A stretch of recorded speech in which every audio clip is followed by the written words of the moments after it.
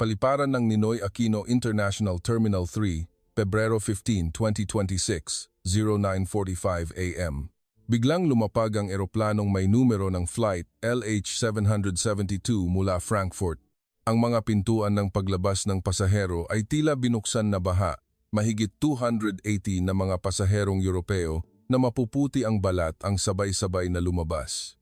Ang ilan ay humihila ng malalaking maleta, ang ilan ay karga ang maliliit na bata, at ang ilan ay may hawak na dark blue na folder na may malalaking sulat na aplikasyon para sa permanenteng paninirahan sa Pilipinas. Maligayang pagdating sa Pilipinas. Malakas ang anunsyo ng paliparan, ngunit walang nakinig sa kanila.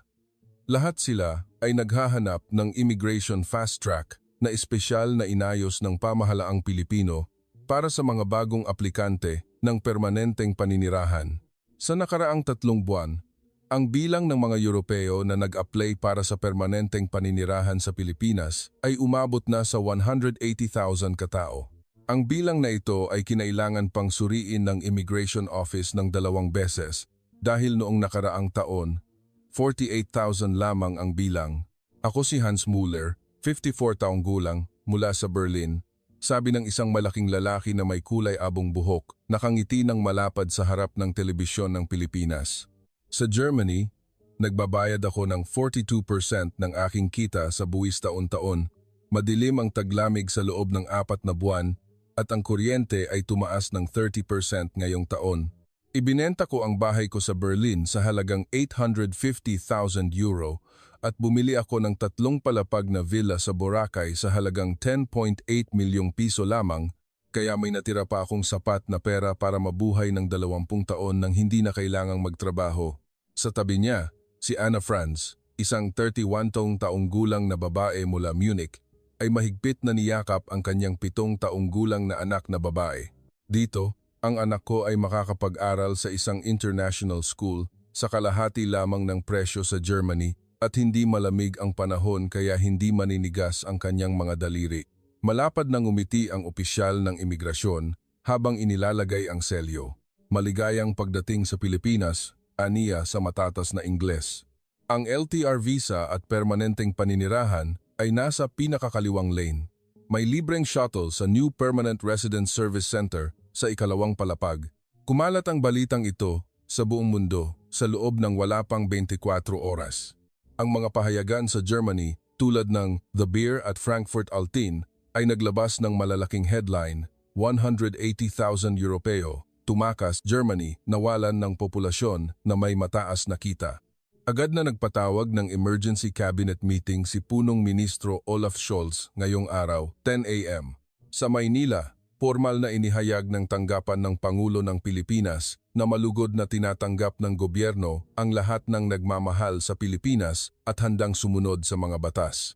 Dadagdagan namin ang kwota para sa permanenteng paninirahan sa 200 kada nasyonalidad ngayong taon at magbubukas ng one-stop service center sa Boracay, El Nido at Cebu bago matapos ang Marso.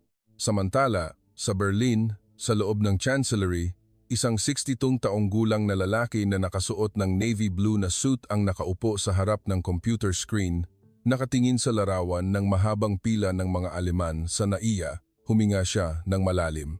Nawawalan tayo ng dugo ng bansa at sila ay nakangiti, ang pinakamasaya sa kanilang buhay. Sa Berlin, German Chancellery, ANPAM, Pebrero 15, 2026. Ang cabinet meeting room ay puno ng tensyon. Nakaupo si Punong Ministro Olaf Scholz sa dulo ng mesa, ang kanyang mukha ay maputla, nakatingin sa mga satellite photos na nagpapakita ng mahabang pila ng mga pasahero sa mga paliparan ng Frankfurt at Munich. 180,000 katao sa loob ng 3 buwan? Ito ay mas marami pa sa bilang ng mga Aleman na lumipat sa Switzerland sa buong nakaraang taon. Malakas na sigaw ng Interior Minister, nawalan na tayo ng mahigit 42,000 doktor, inhinyero, siyentista, at nangungunang nagbabayad ng buwis. Ang CCTV sa NAIA ay nagpakita ng live feed ng mga Aleman na masayang kumukuha ng selfie na may signage na maligayang pagdating sa Pilipinas. Iyong bagong tahanan, inihagis ng Economic Minister ang mga dokumento sa mesa noong nakaraang taon nagbayad sila ng kabuuang mahigit 8.7 bilyong euro sa buwis. Kung umabot ito sa 200,000 bago matapos ang taon, magkakaroon tayo ng agarang deficit sa budget ng kalusugan at pensyon. Agad na ipinatawag ang isang analyst mula sa IFO Institute upang magbigay ng pahayag. Ang pangunahing dahilan ay 1. Mataas na buwis at gastos sa pamumuhay.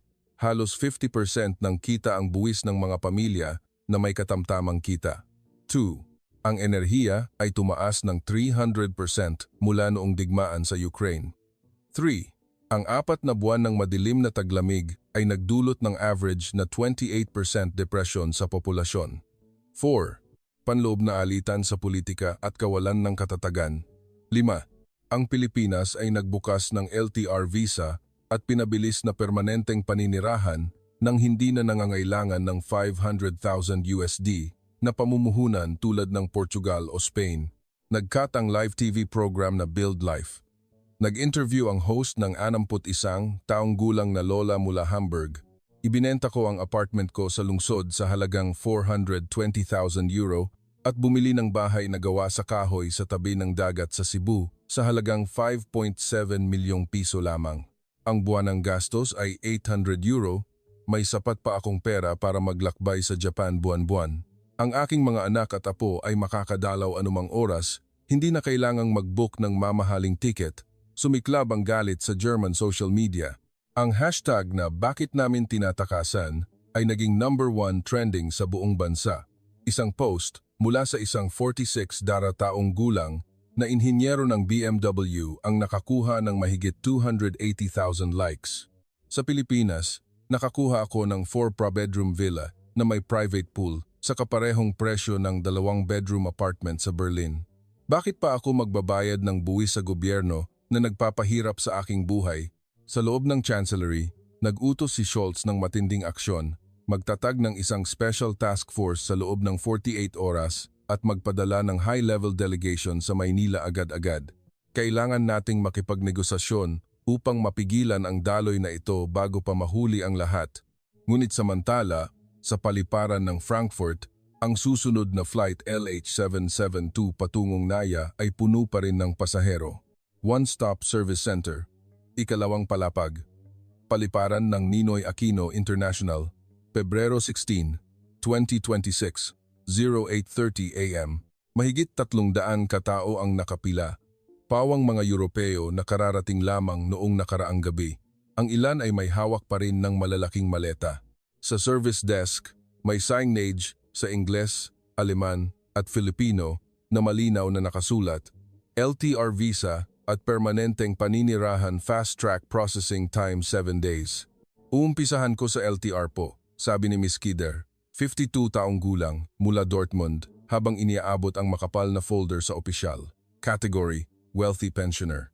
Mayroon akong pensyon na 92,000 euro bawat taon at namuhunan ako ng 500,000 USD sa Philippine bonds ayon sa bagong kondisyon ng 2026 na pinagaan ng malaki, hindi na kailangan ang 5 taong karanasan sa trabaho.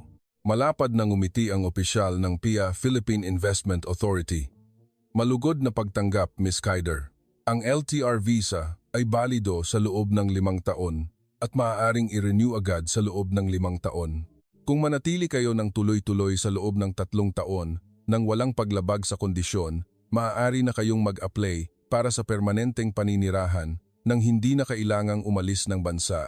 Sa tabi niya, isang ina at anak na taga-Austria, si Elizabeth, 41 taong gulang, ay mahigpit na niyakap ang kanyang 9 na taong gulang na anak na lalaki. Pinili ko ang Work from Philippines Professional. Nagtatrabaho ako ng remote para sa isang kumpanya sa Frankfurt na may kita na 80,000, 15,000 euro bawat taon. Ang kabuuang kita ng kumpanya sa loob ng 3 taon ay lumampas sa 150 milyong dolyar at ayon sa bagong pamantayan ngayong taon, nabawasan ito sa 50 milyong dolyar. Ang aking anak ay nakapag-aral sa isang international school nang libre ang ilang bahagi ng tuition at ang 50,000 dolyar na health insurance sa Pilipinas ay sakop ang lahat. Sa loob ng center, May maliit na conference room kung saan ipinapakita sa LED screen ang video na nagpapaliwanag ng LTR Visa 2026 updates. Wealthy global citizen, $1 milyong na asset plus $500,000 na pamumuhunan sa Pilipinas. Pensioner 5 plus $80,000. Kita bawat taon o $40,000 plus $250,000 na pamumuhunan. Asawa at anak, wala pang 20 taong gulang, ay maaaring mag-apply bilang dependent. Ang bayad ay $1,600 lamang para sa isang work permit at 10 taong multiple entry. Ang pinakabagong datos mula sa PIA noong Enero-Pebrero 2026 ay nagpapakita na mahigit 68,000 Europeo ang nag-apply para sa LTR, kung saan 42% ay Aleman na sinusundan ng French, British at Dutch. Sa Germany, kailangan kong i-renew ang visa ko taon-taon, kailangan kong mag-report bawat 3 buwan, sabi ng isang Aleman sa malakas na boses. Dito, maari akong manatili ng matagal at pagkatapos ng 3 taon magiging residente ako ng Pilipinas. Pinindot ng opisyal ang button ng printer at lumabas ang unang LTR approval form ng araw. Congratulations, ma'am. Maligayang pagdating sa inyong bagong tahanan. Ang balitang ito ay agarang ipinadala sa German Chancellery sa loob ng 2 oras. Tiningnan ni Olaf Scholz ang dokumento at mahigpit na kinuyom ang kanyang kamao. Ginagamit nila ang LTR bilang hagdanan patungo sa permanenteng paninirahan. Paano natin ito mapipigilan? Boracay, The Palm Hills Luxury Project, Pebrero 17, 2026, 02:30 p.m. Isang puting van ng real estate company ang huminto sa harap ng isang puti at asul na 3 palapag na villa sa tabi ng dagat na may tanawin ng Boracay Bay. Si Hans Muller, mula sa unang bahagi ng kwento, ay naglalakad sa hardin kasama ang sales representative, itinuturo ang 12 by 6 metrong pribadong pool. Ito ang luxury villa, 450 SQM, 4 na kwarto, 5 banyo, sa halagang 13.5 milyong piso lamang. Sa Berlin, ang halagang ito ay makakabili lang ng 2 kwarto na kondo sa labas ng bayan. Malapad na ngumiti ang sales representative. Mayroon kaming espesyal na promotion ngayon para sa LTR. 0% interest sa loob ng 36 buwan. 30% down payment para makalipat na agad kayo. 1 oras at kalahati lang ang biyahe mula sa Metro Manila, malapit sa bagong Clark International Airport na magbubukas sa susunod na taon. Hindi kalayuan, sa El Nido, Palawan, si Ana Franz, mula sa unang bahagi ng kuwento at ang kanyang anak na babae ay nakatapak ng walang sapin sa paa sa puting buhangin sa harap ng Laguna Sapphire Wooden Villa. Isang malaking 3 palapag na bahay na gawa sa teakwood na may pribadong elevator pababa sa infinity pool sa halagang 5 milyong piso lamang, humigit kumulang 275,000 euro, sa Munich. Ang bahay na ito ay siguradong hihigit sa 1.8 milyong euro, sabi ni Ana, nanginginig ang kanyang boses. Dito, ang kuryente ay 4,000 piso kada buwan, ang tubig ay 1,300 piso. Nakakakain ako ng sariwang seafood araw-araw sa halagang 500 piso kada pagkain. Nagpapadala pa ako ng 1,000 euro sa aking ina sa Germany buwan-buwan at komportable pa rin ang aking pamumuhay. Sa loob ng showroom, nagpapakita ang isang malaking TV screen ng promo clip para sa Boracay at El Nido 2026. Luxury villas sa halagang wala pang 1 milyong piso, nagsisimula sa 1,500,000 milyong piso. 5 minuto mula sa mga shopping mall, libreng airport shuttle habang buhay, mahigit 15,000 European community na. At ngayong araw, may karapatan na ang mga dayuhan na magmay-ari ng 100% sa pamamagitan ng isang Pilipinong kumpanya. Sa sales office sa Boracay, may signage na sold out 70% in 2 weeks. Isang Dutch na mag-asawa ang kararating lang at pumirma ng kontrata pagkatapos ng 3 araw. Ibinenta namin ang bahay namin sa Amsterdam sa halagang 620,000 euro, bumili ng 2 villa dito at may natira pa kaming 150,000 euro. Nag-cut ang eksena sa Facebook group na German in the Philippines. Ang post ni Hans ay na-share ng mahigit 42,000 beses. Lumipat na ako ngayong araw. Nagising ako kaninang umaga at lumangoy. Nakita ko ang pagsikat ng araw. Walang usok, walang niebe, walang 42% na buwis. Nagsisimula pa lang talaga ang buhay na ito. Samantala, sa German Chancellery sa Berlin, tiningnan ni Olaf Scholz ang report ng real estate sa Pilipinas na kararating lang sa kanyang mesa. Luxury villa sa Pilipinas sa halagang wala pang 1 milyong piso, nagsisimula sa 8.5 milyong piso, kinuyom niya ang kanyang kamao at inihampas sa mesa. Ihanda ang eroplano, lilipad ang high-level delegation sa Maynila bukas ng umaga. Berlin, German Chancellery, Pebrero 18, 2026, 06-45 AM. Bukas ang mga ilaw ng Emergency Cabinet Meeting Room kahit madilim pa ang kalangitan.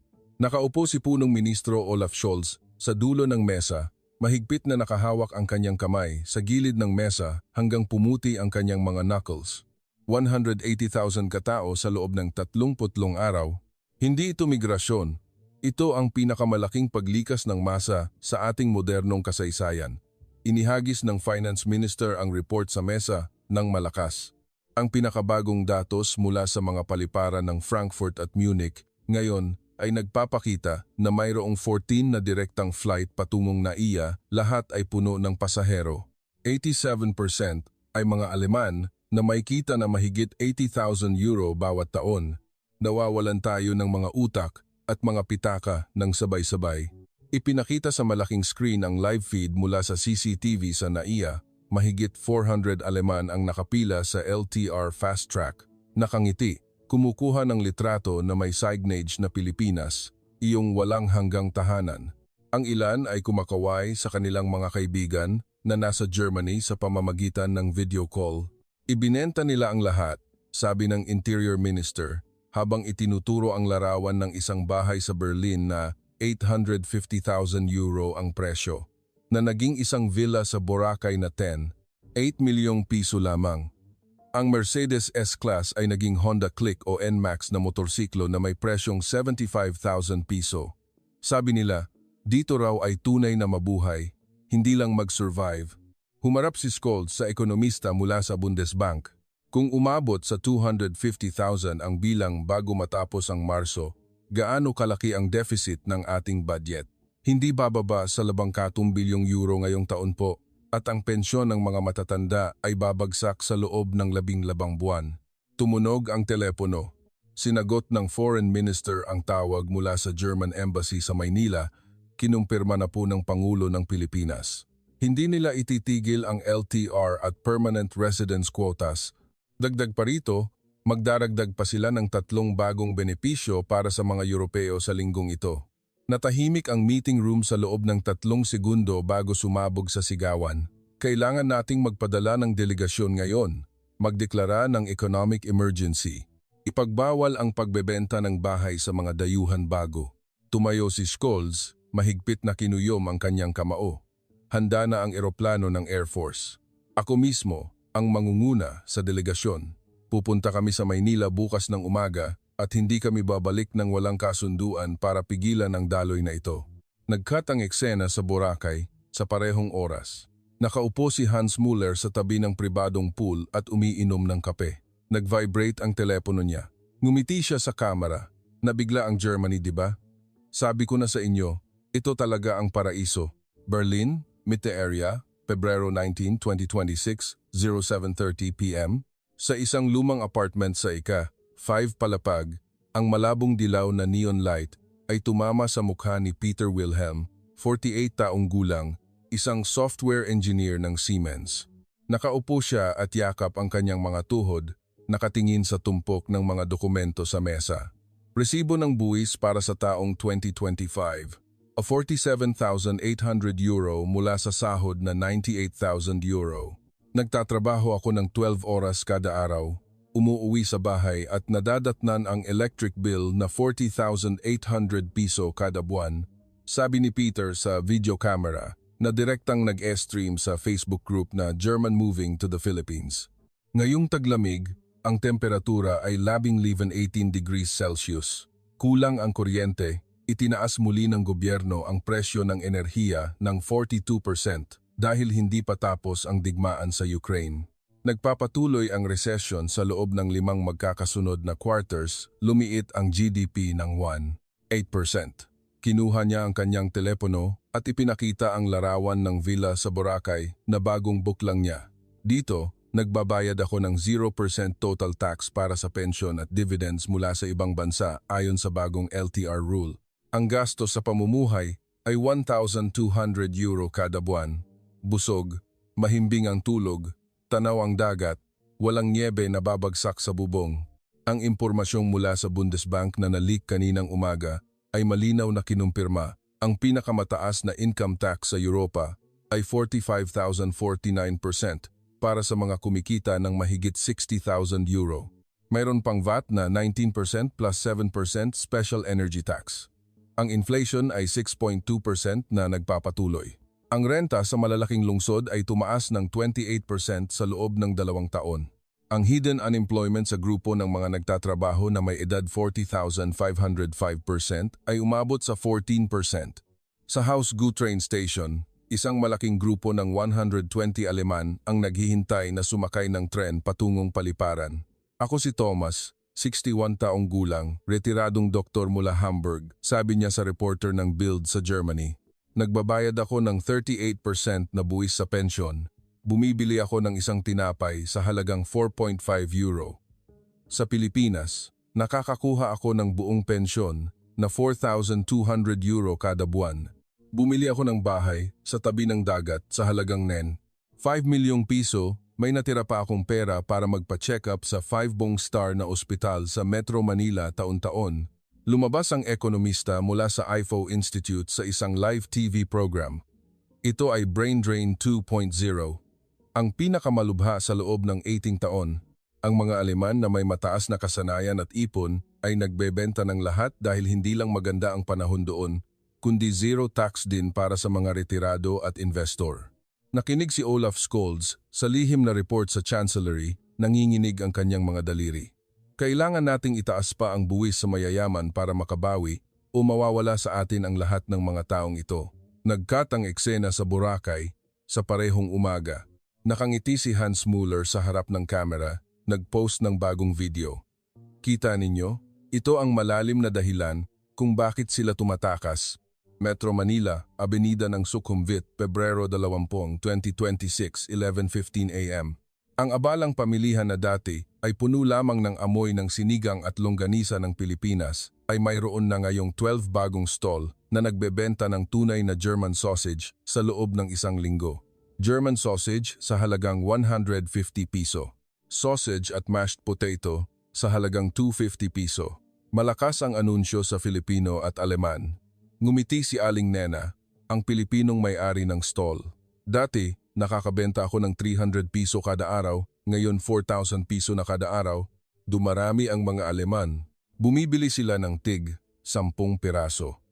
Sa Boracay, sa German Village Calle 6, na naitayo sa isang gabi. May mga karatula na gawa sa teakwood na nakasulat na maligayang pagdating sa Boracay, Little Berlin. May mga bakery na nagbebenta ng black bread, mga coffee shop na may espesyal na kape mula Munich at isang Bayern Munich Football Club na nagpapalabas ng live games gabi-gabi. Si Nonoy, isang 12 taong gulang na Pilipinong bata na nagbebenta ng buko juice, ay tumakbo pabalik-balik. Binibili ng mga Aleman ang buko juice ko ng 50 bote kada araw. Nagbibigay sila ng 150 piso tip sa bawat pagkakataon. Sabi nila, 10 beses daw na mas mura dito kaysa sa Berlin. Sa Cebu, Mactan Island, ang dating tahimik na Laguna Sapphire Villa Village ay puno na ngayon ng 128 na Mercedes SUVs na may German plate number. Si Nanay Remedios, isang 68 daong gulang na Pilipinong nagtitinda ng durian sa tabi ng kalsada. Dati, nakakabenta ako ng 20 durian kada araw, ngayon 200 na. Binibili nila ng 80 piso na mas mahal kaysa sa mga Pilipino. Sabi nila, 5 beses na mas masarap kaysa sa mga supermarket sa Berlin. Sa Cebu, IT Park area, ang bagong Euro International School ay nagbukas. Sa unang araw, 87 na Aleman na bata ang nagparehistro sa loob ng 3 oras. Tuwang-tuwa si Guro Aling Beth, isang Pilipinong guro. Ang mga Aleman na bata ay nakapagsalita ng 3 salita sa Filipino sa unang araw. Magandang araw, salamat, hindi masarap, pero gusto raw nila ang sinigang. Ang pinakabagong datos mula sa Philippine Statistics Authority ay nagpapakita na may 47 na bagong European community ang nabuo sa buong bansa. Boracay plus 12,400, Cebu plus 8,000, El Nido plus 5,000, Metro Manila plus 3,900. Maging sa Iloilo, Bacolod at Davao ay may maliliit na grupo na 300,500 katao. Naglabas ng agarang pahayag ang tanggapan ng Pangulo ng Pilipinas. Malugod na tinatanggap ng gobyerno ang lahat. Magbubukas kami ng 8 pang Philippine-European Welcome Center bago matapos ang Marso upang suportahan ang mga negosyo ng Pilipinas na lumalago mula sa daloy na ito. Sa kalye ng Boracay, nagkakasabay ang mga Pilipino at Aleman, nagkakawayan, nagngingitian. Kamusta ka po? Ja, mabuti salamat. Sa ilalim ng puno ng niyog, isang mahabang mesa na puno ng 28 Aleman ang nagtataasan ng baso ng malamig na San Miguel beer, nagla-livestream pabalik sa bahay. Nag-ikot ang video camera sa bawat isa sa kanila. Lahat ay nakangiti ng malapad hanggang sa makita ang kanilang ngipin. Ako si Hans Muller, 54 taong gulang. Mula sa unang bahagi ng kwento, sabi niya habang itinaas ang kanyang baso. Sa Berlin, nagigising ako sa niyebe, ang buwis ay 42%. Dito, nagigising ako sa pagsikat ng araw sa ibabaw ng dagat, nakakapag-ehersisyo araw-araw, walang usok.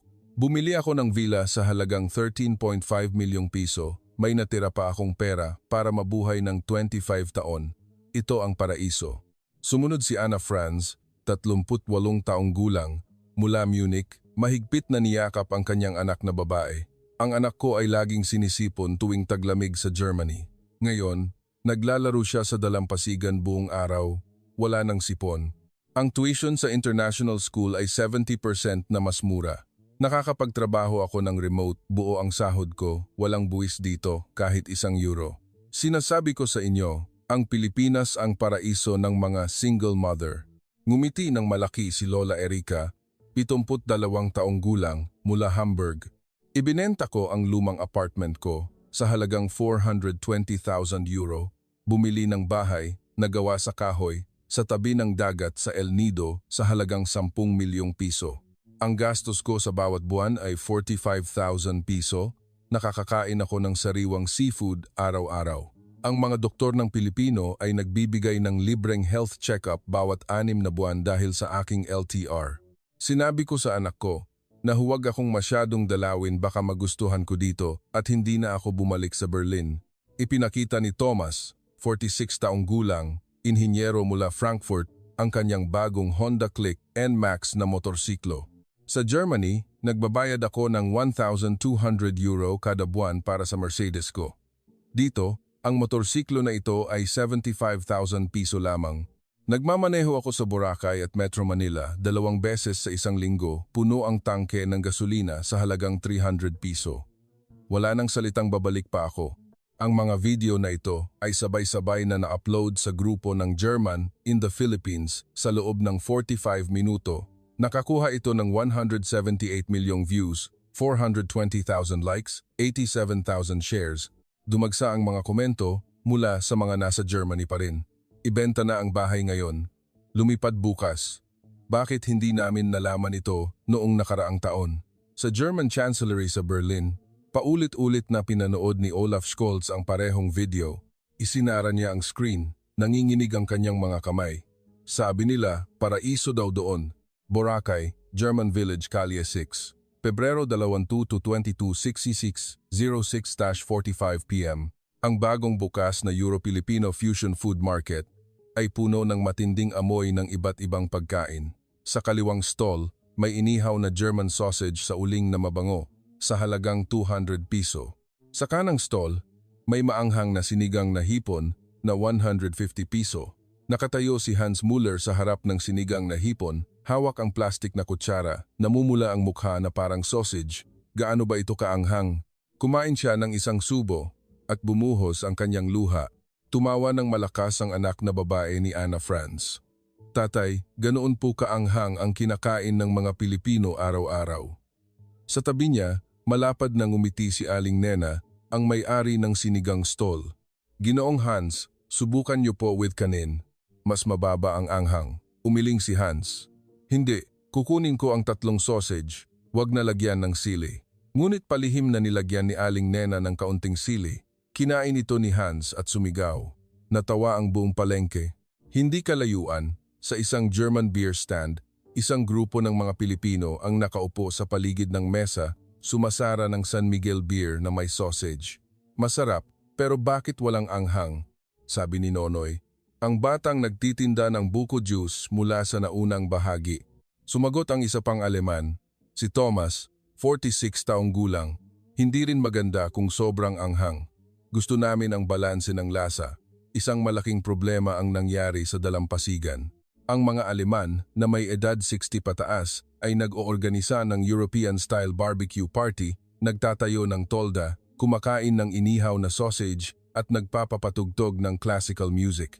Nagulat ang mga Pilipino na dumaan. Bakit ganyan kayo kumain? Walang mangga, walang kinilaw? Nagkaroon ng maliit na argumento nang dumating si Aling Paz, isang vendor.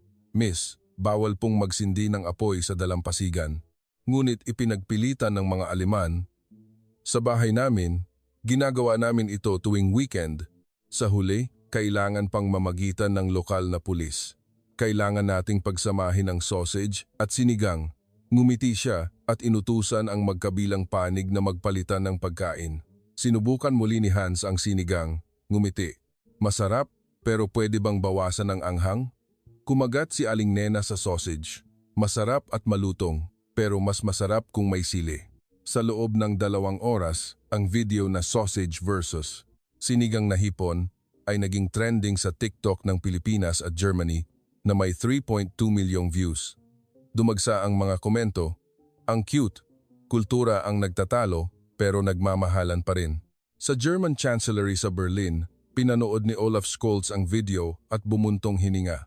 Hindi lang ekonomiya ang tinatakasan, gumagawa sila ng isang bagong mundo na magkakahalo. Nakangiti si Pangulo ng Pilipinas sa harap ng kamera, nagbibigay ng live press conference sa buong bansa. Sa loob ng 35 araw na ito, ang 180,000 Europeo, kung saan 42% ay Aleman, ay nagdala ng mahigit 2 trilyong piso sa ating bansa. Hindi lang ito numero, ito ang bagong makina ng ekonomiya ng Pilipinas. Sa Boracay, sales office ng The Palm Hills, malinaw na nakasabit ang signage na sold out 92%. Si Hans Muller mula sa unang bahagi ng kuwento ay pumirma lang ng kontrata para bumili ng pangalawang villa para sa kanyang anak. Ang benta ngayong buwan ay tumaas ng 180%. Sabi ni Ginoong David, ang Pilipinong may-ari ng proyekto. Ang mga Aleman ay nagbabayad ng puro cash sa bawat villa. Nakapag-hire kami ng 1,200 na Pilipino sa loob ng 2 linggo para sa construction, paglilinis, paghahardin at pagmamaneho ng shuttle. Sa seafood market sa El Nido, si Nanay Remedios mula sa ika-7 bahagi ay nagbibilang ng malaking tumpok ng pera.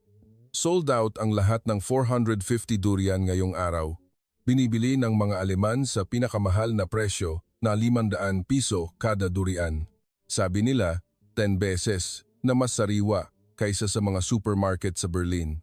May pera na ako para sa pag-aaral ng mga apo ko sa kolehiyo. Ang datos mula sa Bangko Sentral ng Pilipinas ngayong umaga ay nagpapakita na ang kita mula sa pagbebenta ng real estate sa mga dayuhan ay tumaas ng 340%. Ang VAT mula sa pagkonsumo ng mga Europeo ay tumaas ng 140 bilyong piso. Ang mga restaurant, bar, pub at Thai massage parlor ay lumago ng 265%. Labang Katon na bagong international school ang nagbukas na nag-hire ng 2,800 na Pilipinong guro. Ang mga pribadong ospital ay 92% puno mula sa mga pasyente na may LTR visa. Maging ang mga magsasaka sa Eastern Visayas ay nagpapadala ng karagdagang 40 tonelada ng buko kada araw sa Boracay. Namimili si Anna Franz mula sa unang bahagi ng kuwento sa Ayala Mall sa Boracay kasama ang kanyang anak na babae. Gumagastos ako ng 180,000 piso kada buwan dito. Bawat piso na ginagastos ko ay nakakatulong sa mga Pilipino, sabi niya habang nakangiti sa sales clerk na ngumiti pabalik. Inanunsyo pa ng tanggapan ng Pangulo ng Pilipinas. Palawakin namin ang kwota para sa permanenteng paninirahan sa 300 kada nasyonalidad kada buwan at magsasagawa ng Philippine-European Investment Summit sa Abril upang makahikayat ng karagdagang 2 trilyong piso. Sa German Chancellery sa Berlin, sa parehong oras, nakikinig si Olaf Scholz sa lihim na report mula sa German Embassy sa Maynila. Malaki ang nakukuha ng Pilipinas habang tayo ay patuloy na nagdurugo. Diniyal niya ang telepono. Handa na ba ang delegasyon? Kailangan nating pigilan ito ngayon. Malumanay na lumapag ang German Air Force Gulfstream G650, lumabas ang pintuan at nanguna si Punong Ministro Olaf Scholz sa 12-kataong delegasyon. Tense ang kanilang mga mukha, nakasuot ng navy blue na suit na sinundan ng foreign minister at mga eksperto sa ekonomiya. Maligayang pagdating sa Pilipinas, sabi ng Pangulo ng Pilipinas, naghihintay na may mainit na ngiti, mahigpit na hinawakan ang kamay ni Scholz. Alam na po namin ang layunin ng inyong pagbisita. Vipassana Meeting Room, Malacanang Palace, 10 a.m. Napakasidhi ng tensyon. Inihagis ni Scholz ang mga dokumento sa mesa. 180,000 katao sa loob ng 36 na araw. Nawalan na tayo ng 52,000 na nangungunang nagbabayad ng buwis. Ito ang pinakamalaking krisis sa populasyon ng Germany sa loob ng 100 taon. Hinihiling namin na agad na bawasan ng Pilipinas ang LTR at permanent resident quotas, itigil ang kampanya na Pilipinas, iyong walang hanggang tahanan, at dagdagan ang buwis para sa mga Aleman na lumilipat. Hindi nagbago ang ngiti ng Pangulo ng Pilipinas. Punong Ministro Scholz, tinatanggap ng Pilipinas ang lahat ng nagmamahal sa ating bansa at sumusunod sa ating mga batas. Hindi kami titigil dahil ang patakarang ito ay lumikha ng mahigit 85,000 na trabaho para sa mga Pilipino sa loob lamang ng isang buwan. Umabot na sa 2.2 trilyong piso ang pumasok sa bansa. Namula ang mukha ni Scholz. Kung hindi kayo titigil, isasaalang-alang namin ang mga hakbang sa paghihiganti sa ekonomiya, pagtataas ng taripa sa mga produkto na iniluluwas mula sa Pilipinas at paghihigpit ng direktang flight sa pagitan ng Germany at Pilipinas. Natahimik ang silid sa loob ng 3 segundo. Mahina na tumawa ang Pangulo ng Pilipinas. Balak niyo pong taasan ang taripa sa mangga at seafood ng Pilipinas? Ang 180,000 Aleman ay bumibili ng 5 tonelada ng mangga kada araw. At kung paghihigpitan niyo ang mga flight, lilipad sila sa Dubai, dagdag 40 minuto lang yan. Nagkat ang eksena sa Boracay, isang bar, sa tabi ng dagat. Sabay na nanonood sina Hans Muller at Anna Franz ng live news sa TV ng Pilipinas at Germany. Tinaas ni Hans ang baso ng beer. Dumating sila para makipagnegosasyon para pigilan tayo, ha? Kabibili ko lang ng pangalawa kong villa kaninang umaga. Tumawa si Anna. Sabihin niyo kay Scholz na pumunta rito sa Pilipinas, 10 beses na mas maganda ang buhay dito. Sa German Chancellery sa Berlin, nakikipag-video call ang Vice Punong Ministro kay Scholz. Kumusta ang resulta ng negosasyon? Mahaba ang buntong hininga ni Scholz sa screen. Tinanggihan nila ang lahat ng alok. Formal na nagtapos ang negosasyon sa pagitan ng 2 punong ministro. Lumabas si Olaf Scholz sa meeting room na maputla ang mukha, mahigpit na hawak ang gusot na dokumento. Babalik kami agad sa Berlin. At hindi namin hahayaan na matapos ito ng madali, sabi niya sa mga German reporter na naghihintay sa labas. Nakangiti ng malapad ang Pangulo ng Pilipinas sa pintuan. Laging bukas ang Pilipinas para sa lahat ng nagnanais ng mas magandang buhay. Salamat sa inyong pagbisita. Nagkat ang eksena sa paliparan ng Ninoy Aquino International, 04:30 p.m. Lumapag ang flight LH772 mula Frankfurt na may 312 na Aleman na pasahero. Ngunit sa pagkakataong ito, hindi na 180,000 lang. Ang bilang mula sa Bureau of Immigration ay lumampas na sa 25,000 katao sa loob ng 39 na araw. Ang pila ng LTR Fast Track ay mahaba, umaabot hanggang sa ikatlong palapag na may 50 espesyal na shuttle bus. Kinawayan ni Hans Muller mula sa unang bahagi ng kwento ang TV camera ng Pilipinas. Dumating si Scholz para makipagnegosasyon, di ba? Ano ang resulta?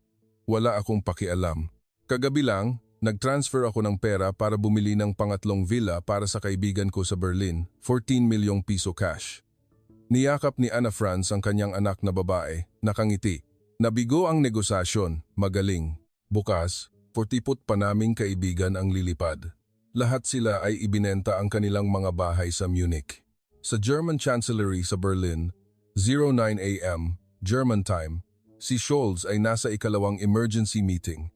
Ang bilang ay tumaas pa ng 25,000 sa loob ng 24 oras matapos ang negosasyon. Kailangan nating magdeklara ng emergency sa demografiya agad-agad. Ngunit dumating muli ang balita mula sa German Embassy sa Maynila. Nagsimula na ang mga Aleman sa Pilipinas na mag-organisa ng Welcome Newcomers Party sa Boracay at El Nido. Mayroon ng 18,000 na dumalo at nagla-livestream sila sa kanilang mga kaibigan na nasa Germany pa rin. Ang huling shot ay sa White Beach, Boracay, sa paglubog ng araw. Sina Hans, Anna, Thomas at Lola Erika at daan-daang iba pang Aleman ay nakatayo na winawagayway ang pinagsamang bandila ng Pilipinas at Germany. Hindi ito ang katapusan. Ito ang simula ng isang bagong buhay, sigaw ni Hans. Nag-zoom out ang camera, ipinapakita ang sunod-sunod na luxury villas na may signage na sold out sa bawat proyekto. At sa malayo, 7 iba pang eroplano ang papalapit direkta mula sa Europa.